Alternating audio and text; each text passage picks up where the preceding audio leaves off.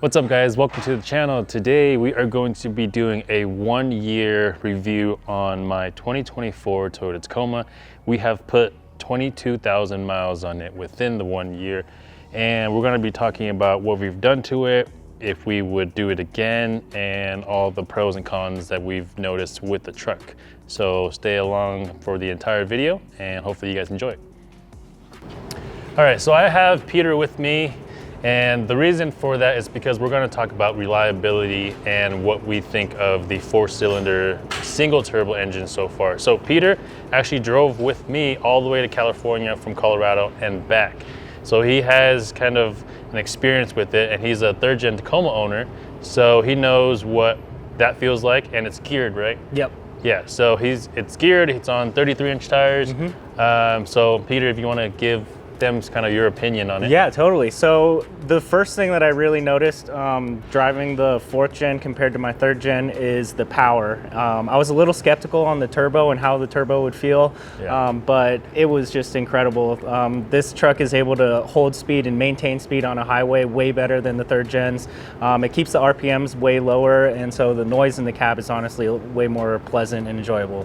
And it's on 37-inch tires too. Yeah, and this one's lifted and got a whole bunch of weight on it. So yeah, the fact that you have a 3rd Gen Tacoma on 33s and this is a 4-cylinder single turbo on 37s, that's a big difference. So the fact that you're saying that this drives a little bit better. Yeah, definitely. So that's pretty good.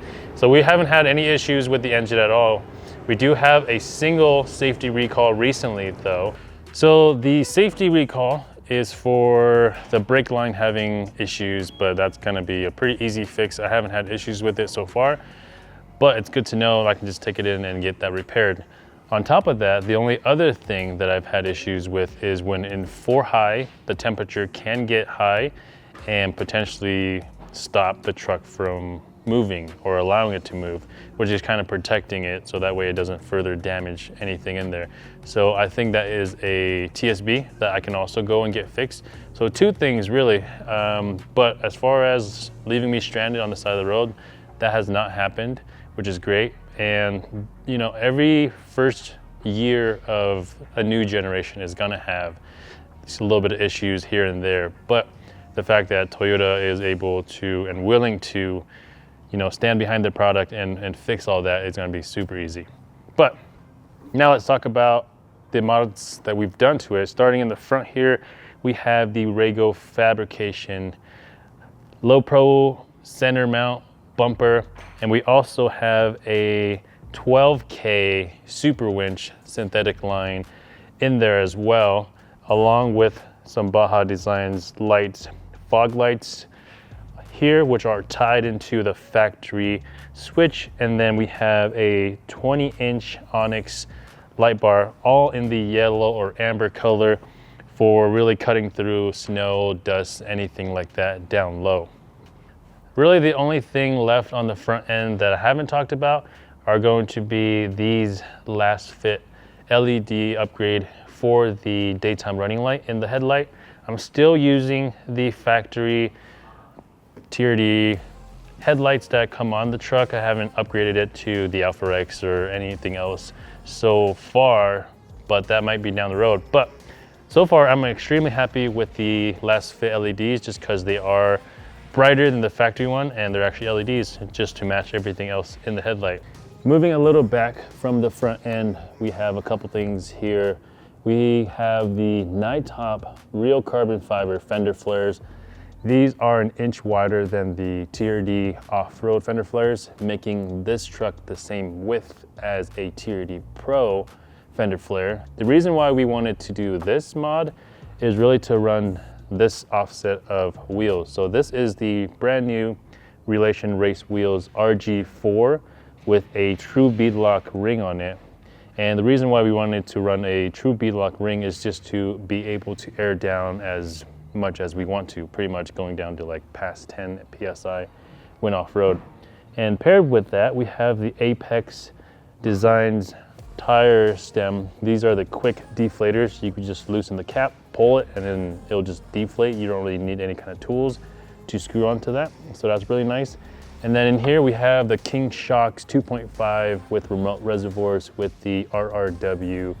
Same as the wheels, upper control arms. This setup here has been amazing. And we have it pretty low, as you can see, from the top of the tire to the bottom of the fender flares, just because it's gonna ride way better. And it's just enough clearance, so that way we're not really rubbing on anything back here with the necessary trimming. These tires here are 37 by 12.5 by 17-inch tires, so they're a lot bigger than most people are running, but we really like the look and we like the performance of the larger tires just to get over more obstacles, or the ability to get over larger obstacles with these larger tires.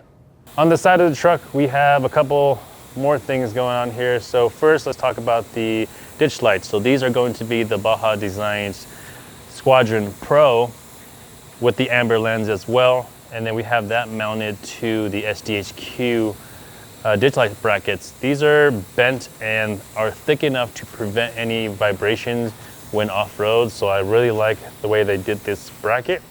And then next to that, we have, this is actually the first mod we did to this truck. We wrapped this section all the way to the back, the mirror cap as well.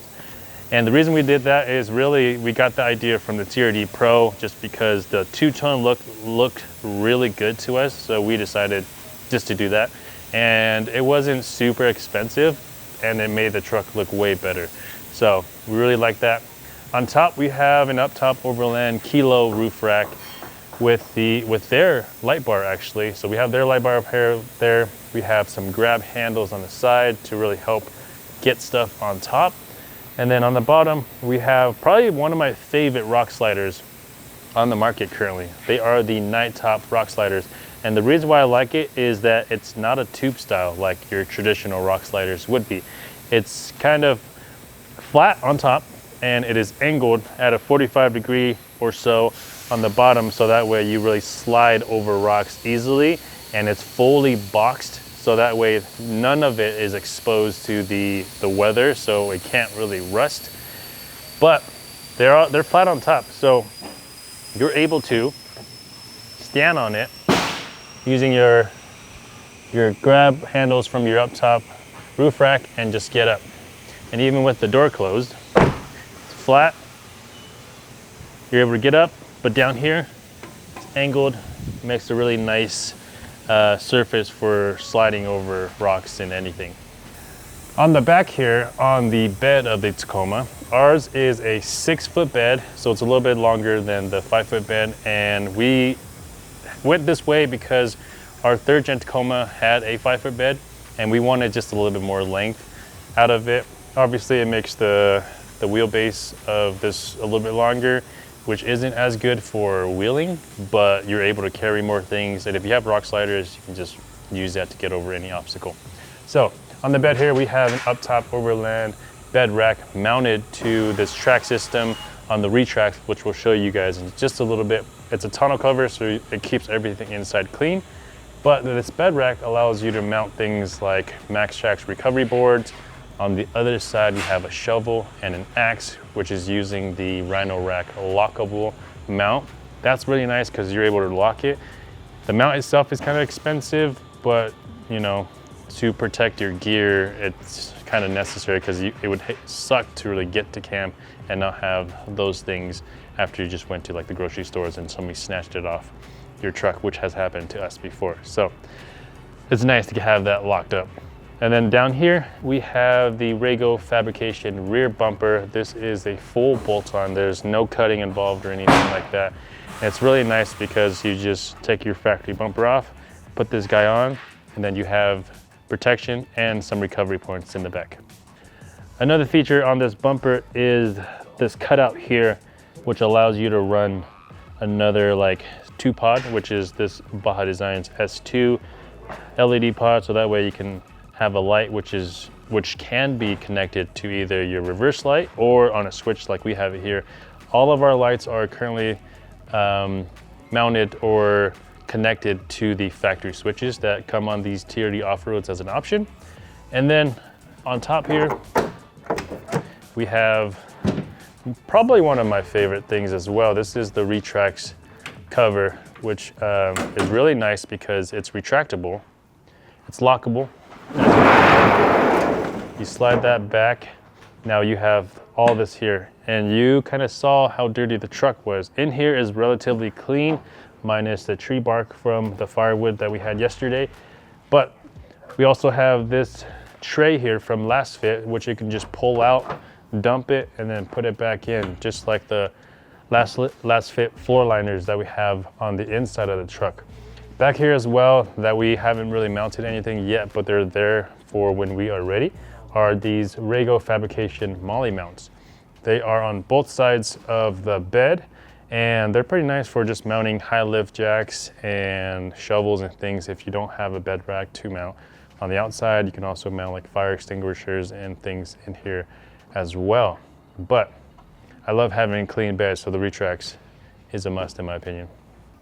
So on the inside, we don't have much done to it, besides a couple things that we did pretty early on, which is going to be the screen protectors for the digital dash, the head unit, the climate control, and the shift column area. And what we've done to those is the screen protector. It helps a lot because if your vehicle gets dusty like ours and gets muddy, and you're trying to wipe this area, you're gonna scratch this up, and you know how easily this scratches up. So that was one of the first things we did to that. Besides that, we just have this here, which is an OE panels product that is currently in production right now. That's going to replace the factory panel here and allow you to run another switch controller aside from your factory ones, which can fit an aux beam, a Switch Pros, and soon an S-Pod as well. So be on the lookout for that in maybe a month or so. But the rest of the inside, you know, we liked really the way it is, the way that Toyota designed it, and there's really no design flaws on the inside of the truck that I know of. Everything is pretty good and modern. I love the flex speaker as well, the ability to really take that out and just have a speaker ready with you pretty much whenever you want. This is a really nice feature, and it works with the rest of the speaker sound system when it's actually plugged in too. So they really did a good job on this truck. So now for kind of my final thought on the 24 Tacoma, or just the 4th gen Tacoma in general. So I love this truck. I've had the gray Tacoma, which some of you guys may know, and that was my favorite truck ever. And going from that to this is definitely almost in every single way better. And the main part is just the drivability of it. Going up I-70 pass, for those who live in Colorado, you guys know how difficult that is for the 3rd gen Tacoma once you add a little bit of weight. And the shift hunting is just horrible. This doesn't have any of that, even with these large tires.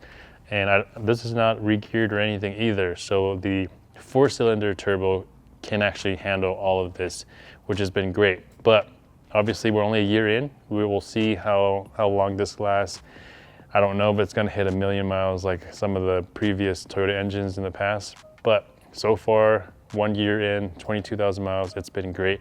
Now, let's talk about if all these mods that I've done, if there is anything else that I would have changed, or if I would get this truck. Obviously I would get this truck again, just because, you know, I said I love it. So, but the mods that I've done to it, the 37-inch tires, the fender flares, all the rest of everything, I would probably do it almost the exact same way. If I had a second 24 or 25 Tacoma, the only difference I would really do is probably a camper build. This truck, you know, I would probably take the bed rack off, go to a short bed if I were to use it as like a wheeling truck, probably not like a rock crawler or anything like that. But if I were to use it as just a strictly wheeling truck, I would build it just a little bit different, maybe go long travel, lose the bed rack and just use it for rock crawling. And then my second 24 or 25 Tacoma would be a camper build. Put a camper back there, like a Tune M1 camper or something like that on a 6-foot bed, so that way I have all the space back there. So realistically, choosing between the two would be kind of hard. So in a perfect world, if you could have 2 Tacomas, 2 different builds, that's kind of the way that I would do it. But hopefully you guys enjoy the video. I will put all the links to the product down in the description, or if you have any questions on the build, we are here in Denver, Colorado. Give us a call if you have any questions on, or if you want to build your truck.